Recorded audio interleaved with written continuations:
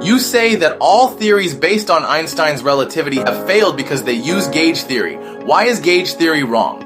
This is because gauge theory primarily works for electromagnetism and not for gravity, dark matter, or dark energy.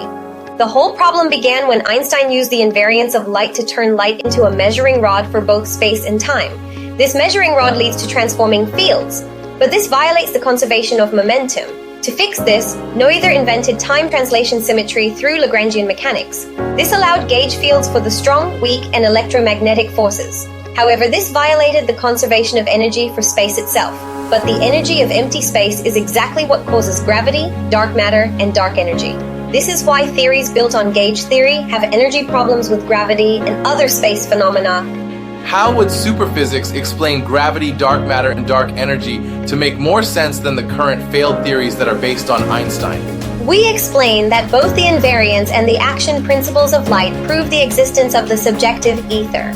This ether obeys the law of conservation of idea, which means that each particle is unique and applies the laws of physics from its own perspective.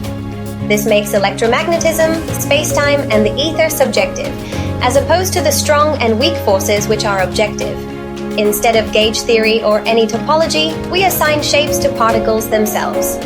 This is consistent with the 5 shapes of Plato and the mandalas of Hinduism. These represent the state or properties of the ether, which is the basis of every identity.